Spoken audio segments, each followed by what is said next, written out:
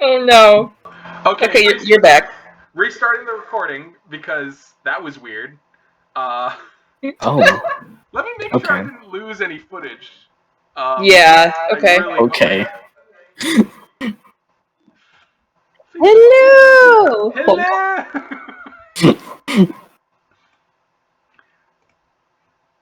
Okay, doesn't look like I lost any footage. I think we're okay. Anyway. Oh my god. So the doors explode open, as I said, and the man walks out, hulking, blue in skin, with horns that seem to curl back like branches, and he says, "Hello! I heard the voices of thirsty travelers! Hello down there! Are you hurt?" We're fine! "Just a moment, I'm coming down!" And instead of going the stairs, you guys watch as he crouches and then jumps 10 feet in the air for a total of 50 feet before he comes careening down. Boom! Right in front of you with kind of like a superhero landing that leaves the earth beneath him just like shattered and cracked. And as he stands up to his full 9 feet in height, he puts his fists on his hips and he grins and he says, "Well, it's been a while since I've seen some non-Fey folk around here." Nox is aiming an arrow at this guy. And she says, "Back up and state your intentions." He looks at you. "Oh, oh, don't worry, little one. You won't be needing that." And he reaches out and with 2 fingers, the arrow. Oh. No, my arrow. And he was reaching face arrows, and he's like, never mind.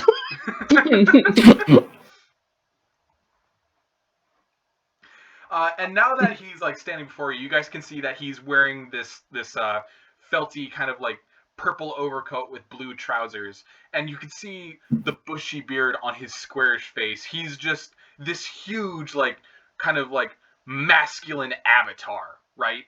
And you can even tell that under all this thick clothing, that muscle bulges beneath him.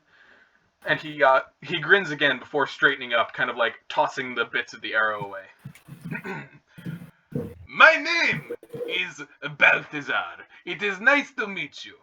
And this," he sweeps his hand back towards the house on legs, and he says, "and this is my traveling tavern, the Titan's Toe."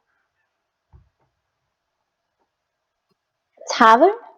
Here? Tavern, indeed. You have taverns where you come from, yes? A place to sleep, to drink, to find women and men, and whatever else you might like. Not to be that rude, but the last person we met didn't turn out that great. So I would appreciate it if you could just, hop along on your little walking, whatever that is. The laughter booms and almost hurts your ear, Fenkin, before he suddenly, like, scoops you up in one arm and starts noogieing you, and his fist is huge, so it just, like, oh my god, you further and down into his, like, armpit.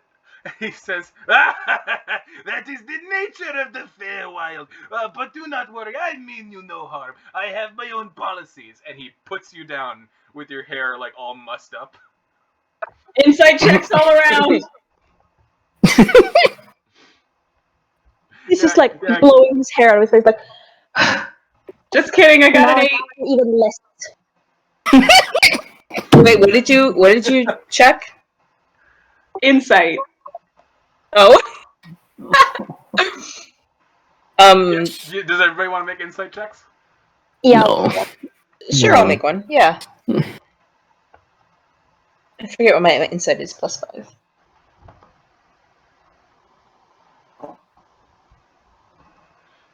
I mean, 9. I think he's so. 8. What the fuck is wrong with us? Gesh, do you want to make one, buddy? Yes, please, for the love of God, please. You have to. You have to get better than a 9. Come on, please. Please, please. No. Try! No. Nope. It's No! not. No! We're all so stupid.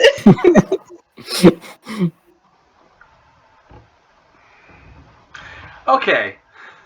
So, while you can't, like, peer deep into the insinuations of this guy, you can kind of tell that he's just, like, a naturally jolly person, and he seems to be very, like, while a bit direct, very sincere. And he continues to grin at you. So, and he crosses his arms, what brings you to the Feywild? None of you seem to be, what is the word that you be using? Locals. None of you seem to be locals. We were trapped here by someone else. Do you happen to know any way out of the Feywild? Perhaps? Oh, so you're looking for a way out as well, just like the little tinkerer upstairs. Oh, excellent. Yes, I think I know exactly how to help. Here, come along, come have a drink. First one is on me. To new friends, aye? Right. I guess. You. Hmm. Nox looks very suspiciously at him and turns to look at the rest of the party and, like, jabs a finger at them and says, "No drinks. No drinks." As soon as you say that, something blue suddenly flashes Oh, around God. your field of vision, Nox, as you're grabbed up and held to his chest along with Fenkin, and he hugs you guys really tight, and he says, "Yes, of course, drinks! Drinks are the way to meet new friends! Well, come along, I'll pour you your first round." And he crouches with you guys in his arms and launches up into the air, all the way up to the porch. God. You hear his little I'm twinkle scream, like, I'm rushing to get up the tongue stairs. Yeah, and Gesh just says to himself, I could do that. and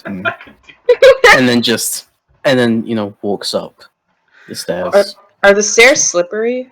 Are I they was gonna wet? say they're not wet, but like there's give as you step onto them. Oh! And there's kind of like a No! No!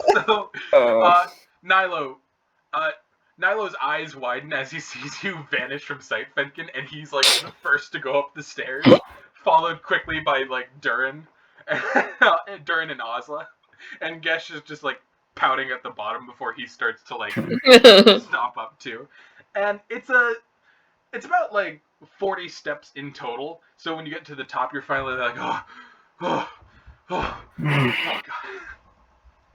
Gesh probably not, because he probably just does like 40 steps like as Yeah. But, I'm like leaning on my Yeah. staff. just the peak of physicality, Yeah. Mm-hmm, mm-hmm. We're fighting now, so I'm not being nice to you.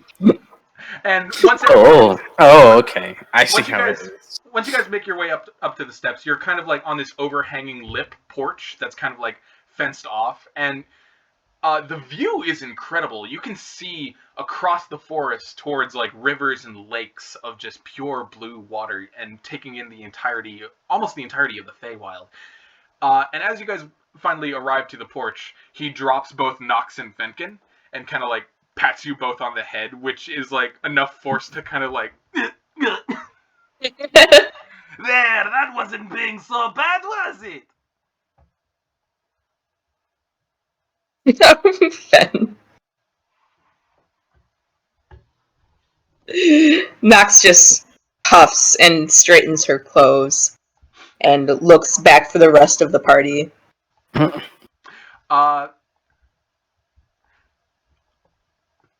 Nox, can you give me a performance check real quick? Performance check. Give me a performance check real quick. Sure. I reach over and I adjust a piece of Fenkin's hair that's out of place. Jesus fucking Christ. Okay, I don't know what I'm performing, but it's a 25. Okay. Wow. All right. So Your tail was really poofed out, but you're able to like reach back and like smooth it out enough before anybody in the shepherd sees it. He saw it. He was just like, failure. She just huffs and like gestures for the stragglers to come over by her and Fenkin. I am just remembering now. I did not get anybody's names. You there, little one. And he points at Fenkin. What's your name? None of your business. None of your business. I love it. And Oh, what about God. you with the glowing green eyes? Nervously, I go, call me Rivik. Rivik! Rivik! I love saying that. Rivik! Rivik, yes. And blue one, what about you? How dare you do this to me on this day? Gesh. Fucking Gesh didn't get the memo. Yes, excellent. And finally the fuzzy one. Oh, that's me.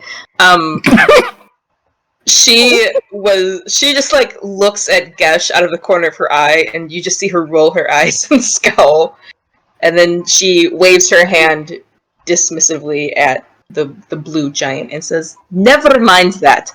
We are not here to make friends. We are here to get out."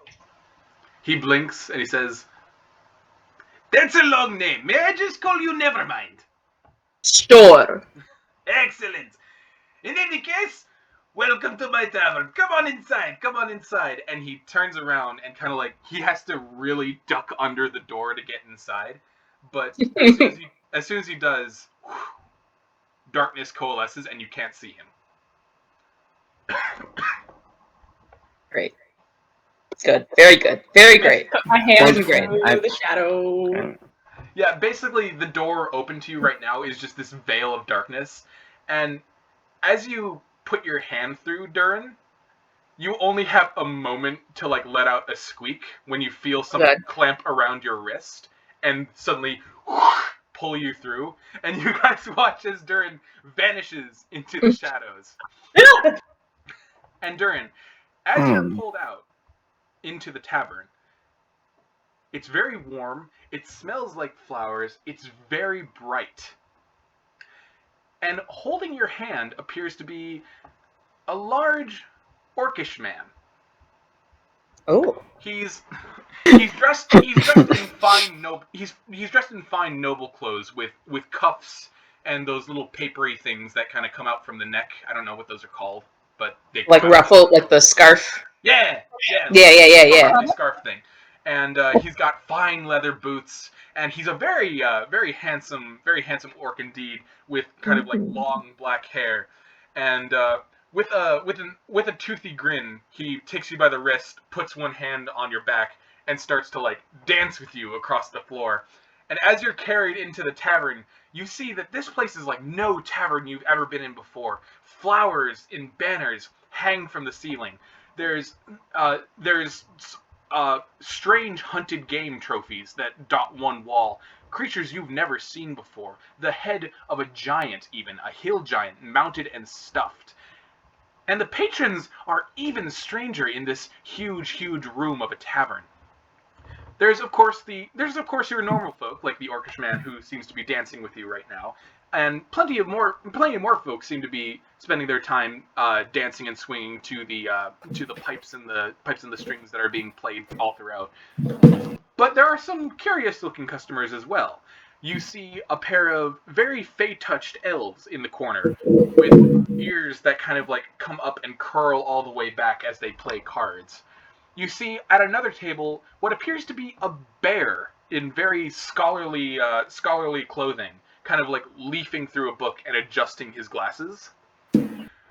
You see what seem to be instruments just floating in the air and playing themselves, while a suit of armor pours drinks for a group of children at one table and cuts a cake for them.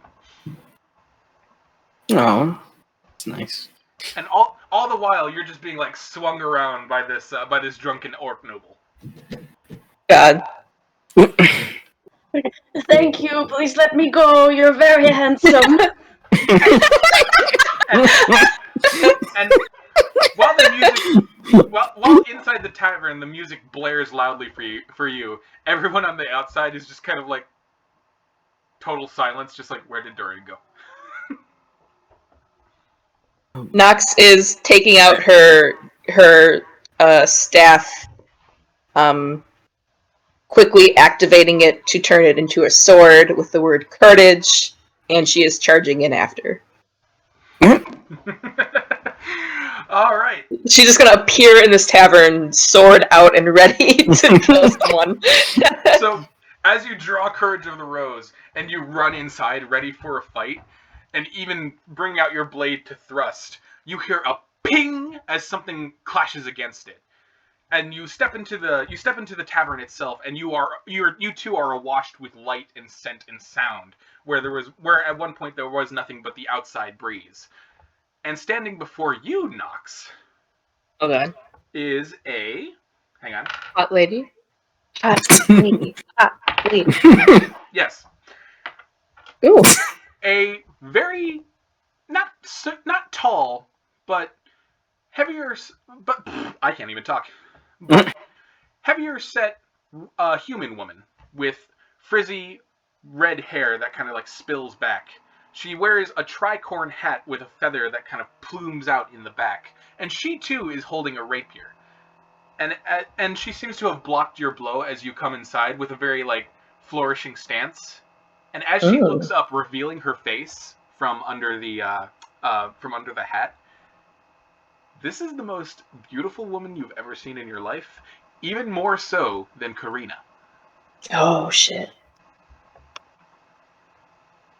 And she says, "Not a bad thrust. Oh god. But I think you can do a bit better than that." And she twirls the sword in such a way that Courage of the Rose twists in your hands and is suddenly shot up from your hand and thunk right into the ceiling, kind of just like hanging there.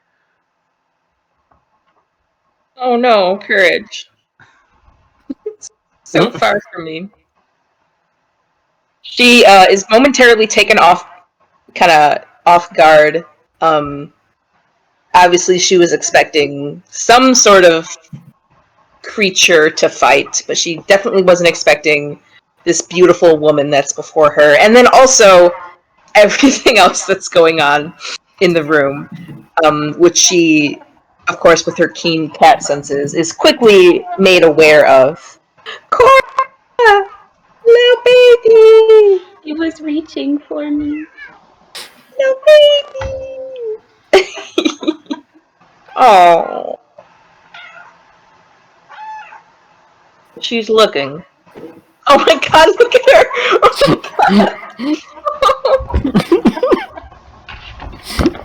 god. Here she comes. Sorry. Anyway. So she is kind of just like staring for a second in surprise and shock, and then the sword is kind of thrust out of her hand, and she looks up at it with wide eyes, and then Cora. She looks back at the woman with this kind of like startled expression that quickly turns into a scowl, and she says, "I'm not interested in your games," and pulls out her next weapon that's closest to her fingertips, which is the what do you call it? The scimitar that she stole forever ago from the rats she's just had. Oh. Before you even have a chance to place your hand upon the hilt of the scimitar, something grabs you from behind and turns you around and pulls you in a similar manner that Dhuur'in was pulled in.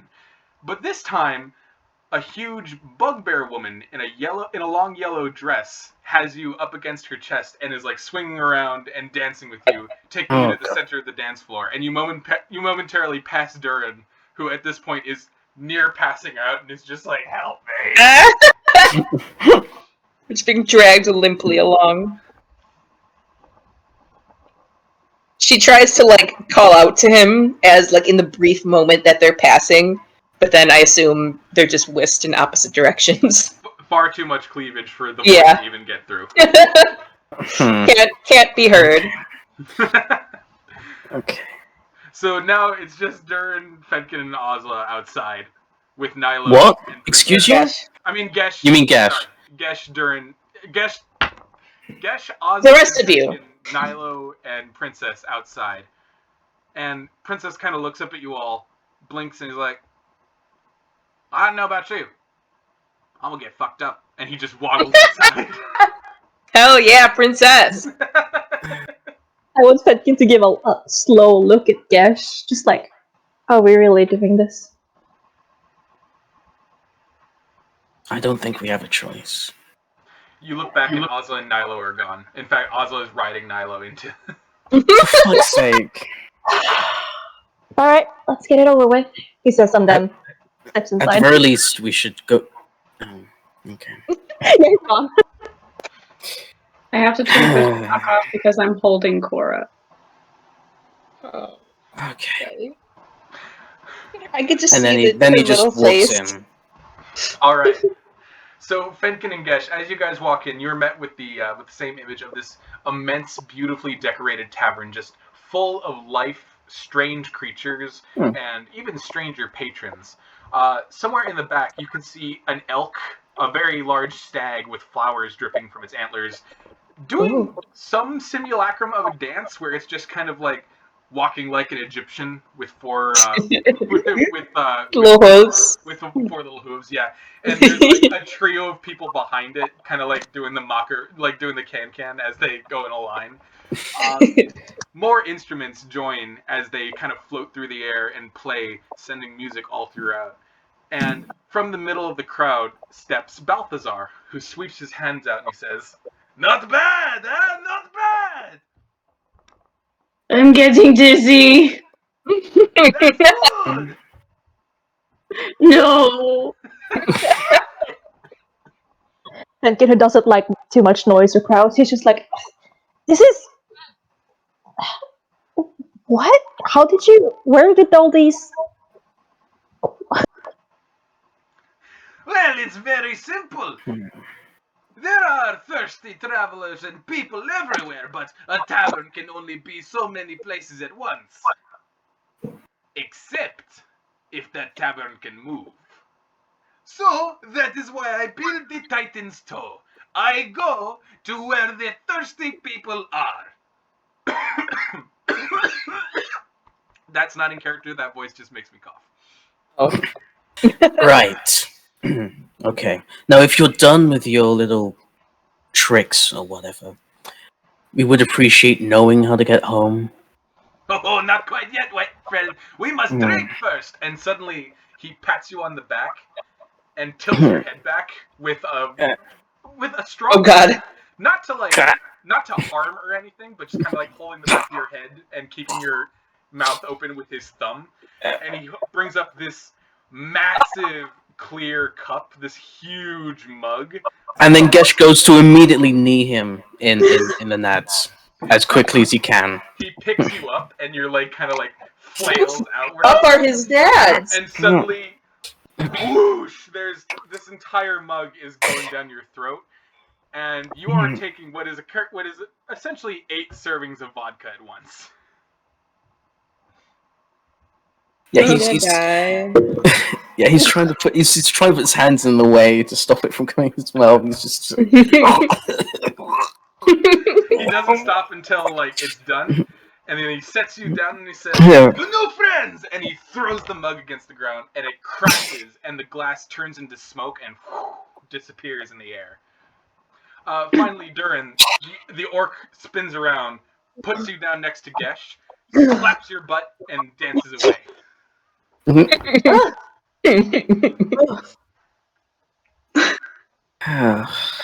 Fenkin has pure horror on his face as all this unfolds. He's just like, I gotta get out. I'm gonna get out right now.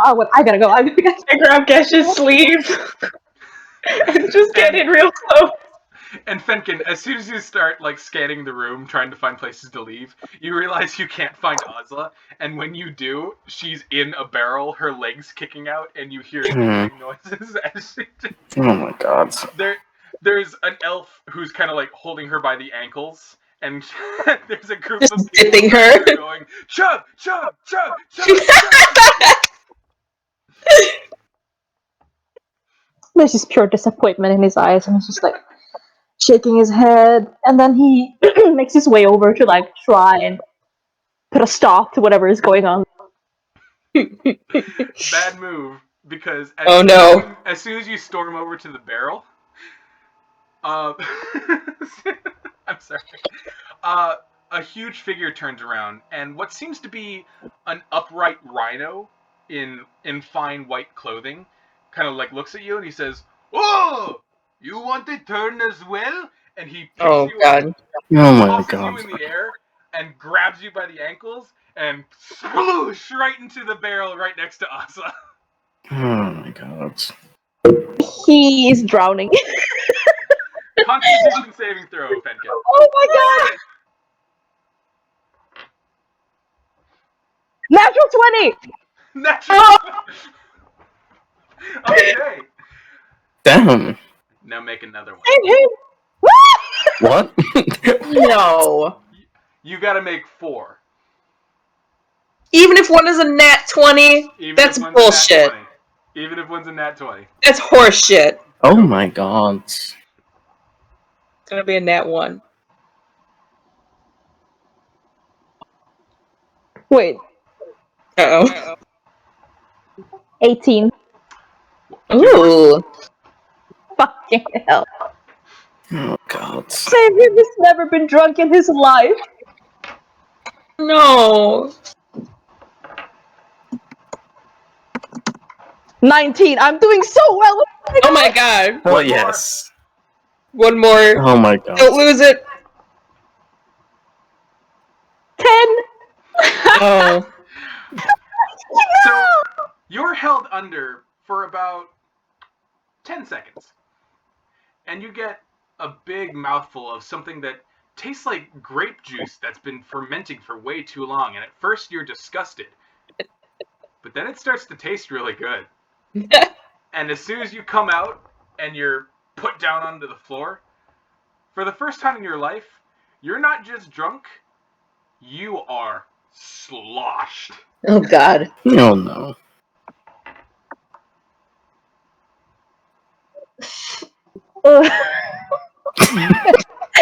Drops to the floor. So you all watch as Fenkin kind of like smiles and then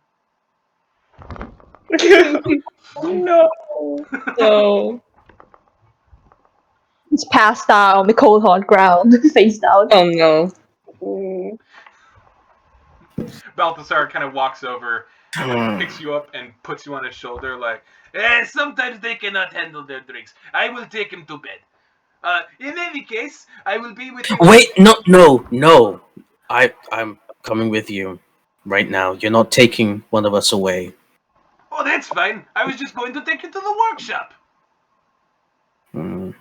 I'm still holding on to Gesh's sleeve, even though he's mad at me. And I guess she's gonna follow Balthazar wherever he's going right now with Fenkin. All right, excellent. Come with me then. We'll get your little friend taken care of. And he kind of like pats you on the head, Fenkin.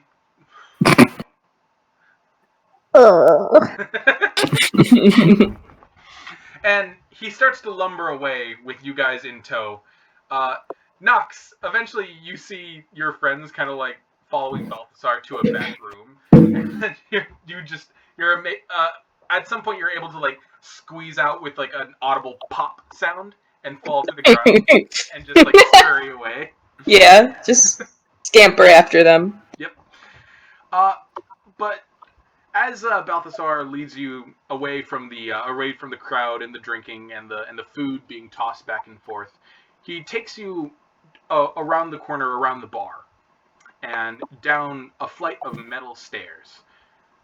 And as you go down these stairs, the strange brightness doesn't seem to be like held up by any torches or anything. It just seems that light naturally coalesces here somehow, like against all rules of nature or physics. But as you descend deeper and deeper into the belly of this manor, the sounds of the party upstairs begin to die away, and are soon replaced with tinking sounds, hammering sounds, sounds of things being tightened and metal being warped. And slowly but surely, Balthasar leads you into a hallway, which smells of oil. Lots and lots of oil, and black powder as well. And with the sleeping Fenkin in tow, he takes you to a set of metal double doors, which he easily pushes open with one of his hands, and he kind of like motions you guys inside. And as you step inside, you seem to be in a workshop of some kind, very similar to Borgov's. There's a furnace of a kind, but instead of like weapons and armor being built here, there are contraptions lying around. Brass screws and pieces of metal that are being shaped and machined. There's tools like you've never seen before. Dhuur'in, on one table that you pass, there seems to be a metal tube with fire coming out of the nozzle. Just kind of in a very short flame, sitting next to a metal-looking mask. And you also see a figure at the very end of the room, sitting on a stool, his back kind of like his back facing you guys as he seems to work on something, the sound of a monkey wrench kind of like cranking something into place. And finally, Balthazar speaks as he comes to a stop. Kira! I have brought you some new friends! And Finn, would you like to introduce yourself and your character? Alright, I'm not sure how to introduce him, but he does, of course, turn around, because he's loud. Balthazar is very loud, and he is still not used to it, even though he's been with him for a good couple weeks now. But he kind of turns around. He has messy, ashen blonde hair with 2 cat ears sticking up right out of the top. But unlike most Tabaxi, what you would expect him to be, as you saw his tail sticking out of his armor out of the back, he wears a human face. He is a half Tabaxi. He's half human, half Tabaxi. He's got 2 little cat ears coming out of his head. He's got his tail coming out, and his hands have long, sharp claws, and his bottom feet that you see are cat feet. He kind of gives you all a look, and he's like, who are these people? They are new friends that I am bringing you, and they are looking for the same thing that you say you are looking for, and I think I can help you all at once. Kira just kind of nods, and then just kind of takes everybody in. Can't say he's ever seen quite a diverse group of people, besides what's upstairs. Let me introduce you. We have Rivet, we have Mr. Gesh, we have Nevermind, and... Hello? You good? You good? What? What's this one's name again? None of your business. None of your business, that's right. And we also have Miss Ozla, and he points down to Ozla, who is like at his shins, just...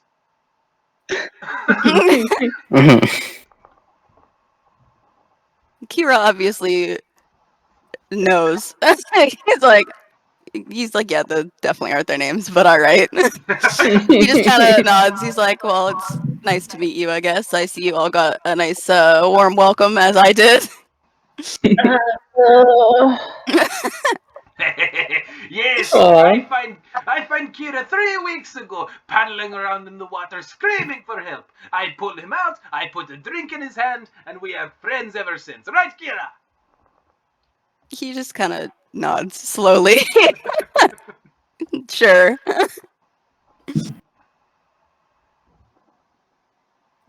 I hide behind Gesh. Kira just kind of he kind of looks between. He's like, "So what brings you guys down to here then?" Nox, can you give me a history check real quick? Oh god. Yeah. Yeah, I can. History, you said? Yes. That, my friend, is a natural 20. All right. Oh. So, you know very well the history of your people.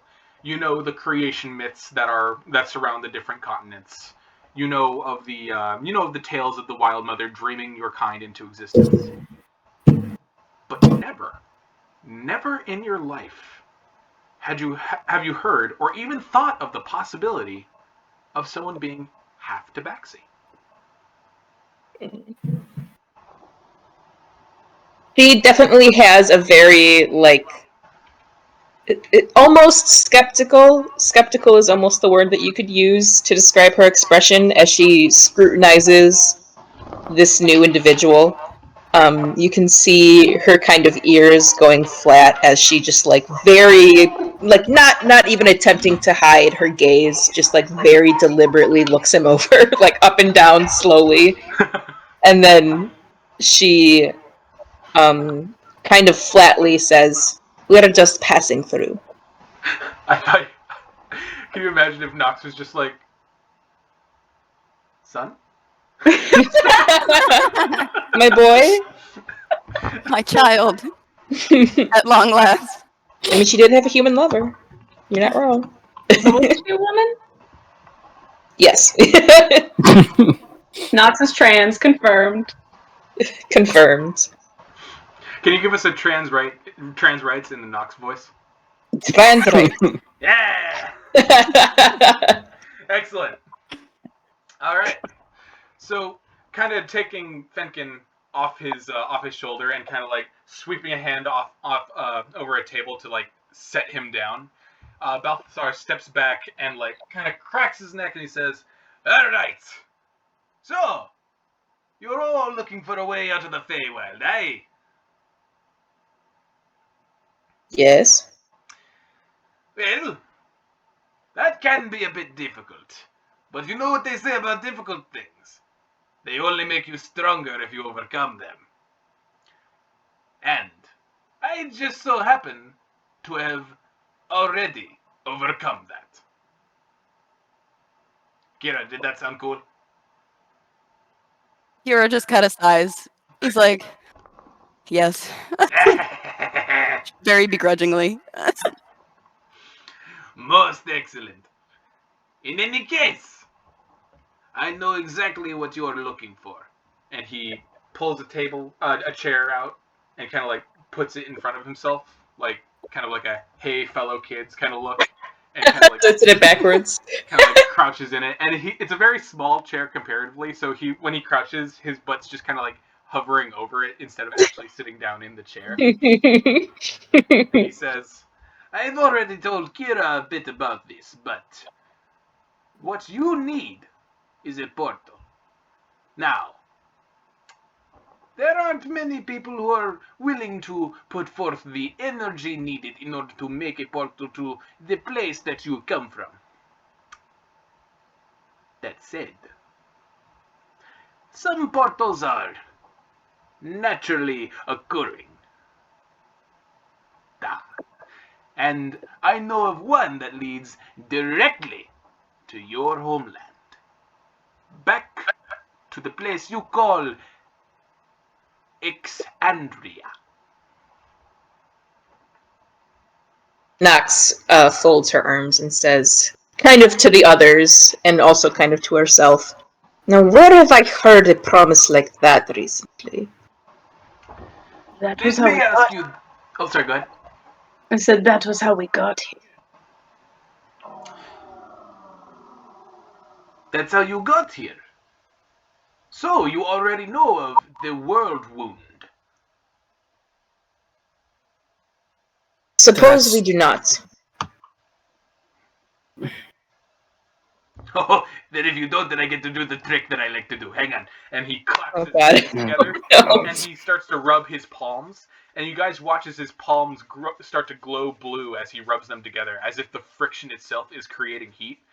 And he brings them out, and as he does, magic energy kind of coalesces between his fingertips, and he waves it and shapes it until the appearance of a crack in reality takes form. And he kind of like holds it up, and he says, "This is what you will be looking for."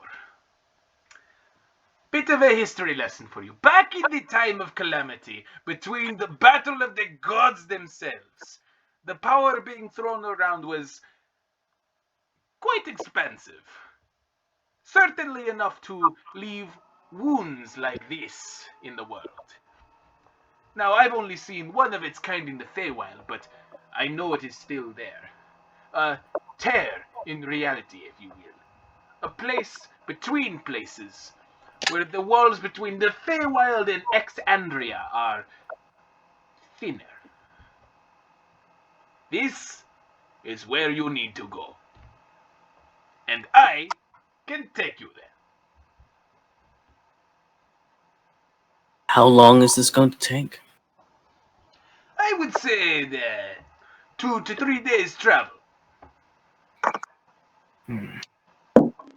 If it is so simple, why have you not taken this one? And she jerks towards Kira. There already. Because we are making our way there already. I was quite far away from the world wound as it was when I found Kira.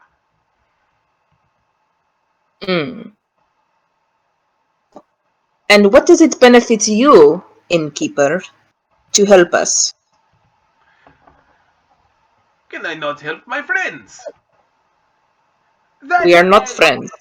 That end, I do have something of... What's the word? Kira, is the word ulterior motive? Is that the word? Oh, God. Kira just kind of looks at him and it's like, I mean, I guess you could put it that way. Excellent, yes, ulterior motive.